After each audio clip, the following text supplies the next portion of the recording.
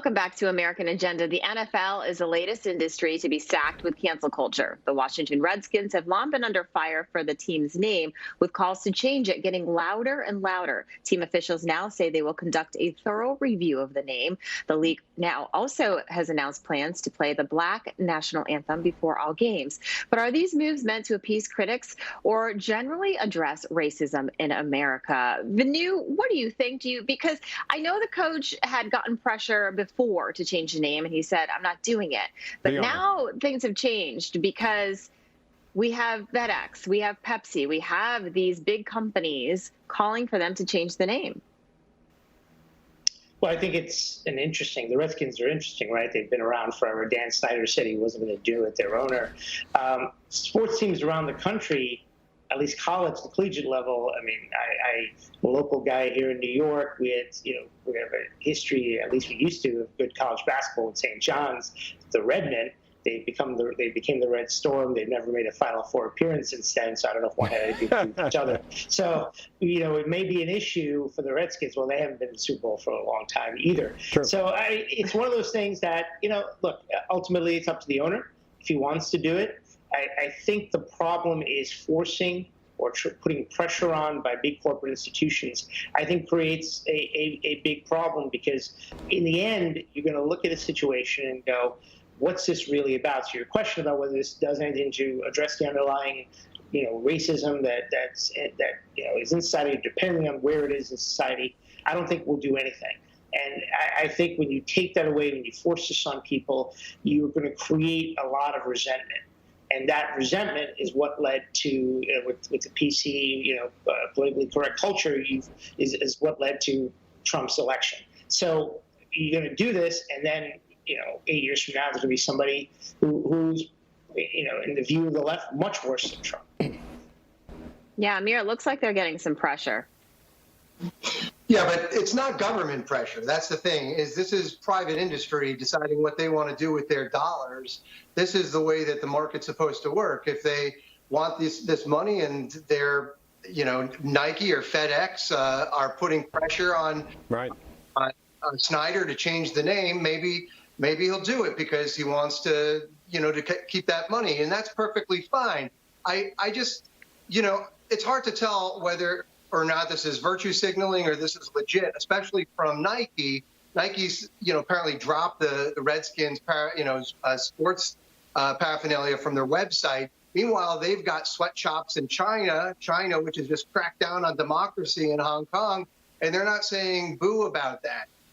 So for them, out of one mouth to be saying, look, we got to change a name, on the other mouth, we don't care about these threats to democracy across the globe is a little disingenuous. So I don't know. I personally happen to think that the name Redskins is different than some of the other sports teams' names, like the Braves or the Warriors or things like that, because I do think that the name Redskins is a slur. I think objectively it's a slur. It was founded by a guy who it was a known racist, and that was the last team in the league to integrate. So I think they got a history of this. And listen, it wouldn't be the worst thing in the world if they changed it. Yeah, Bob, you lived in Washington. What's it like? What do people think there? Well, I was there from the time Vince Lombardi was a coach, then George Allen and Joe Gibbs, and it's was a magnificent franchise until it got bought by somebody else. So this has been an ongoing discussion. I've never heard anybody use the term in a derogatory way, and any time the discussion came up, it was always with respect. And having said that, I think it's time. And I do think that this can be a slur on an objective level, as you were saying, Amir. And I think a lot of people would be willing to give it up now. And I expect that will come next. And it's like kind of like what you're saying, Vinu. They haven't won a Super Bowl for a while. So Dan Snyder might want to change the name. He doesn't seem to be able to put anything else together. Maybe he could. But he'll get the name wrong.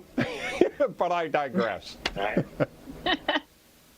Yeah, Washington had to change the bullets to the to the Wizards, right, years ago because of that, from the Bullets. Yeah. Because of the connotation. Now, the Baltimore Bullets moved to become the Washington Bullets, and I don't think anybody took that seriously as some sort of horrible term, but they're the Wizards now. By the way, the Bullets won the NBA championship.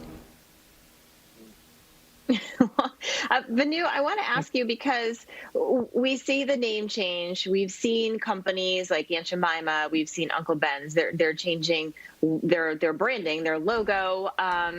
Are we going to continue to see more changes, do you think? And I understand changing logos, and I understand maybe changing names, but how is that helping the problem? I would look for companies to reinvest in their community and try and solve the problems of where they are and focus on making sure that who they're hiring is correct, and making sure that they have a diverse group of people who work for them and doing things in the community.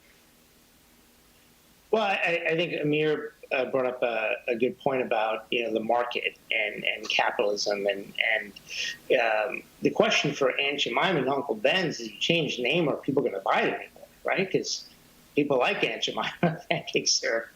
People, Uncle Ben's. As Indian American, we grew up eating a lot of rice. That's what we ate here.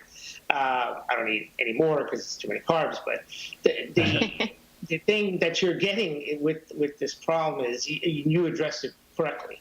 What are they doing at the ground level, right? What are you doing to improve education in inner cities, to make sure that there's less of a school to prison pipeline? What are you doing to address the prison industrial complex in this country, which dominates this country?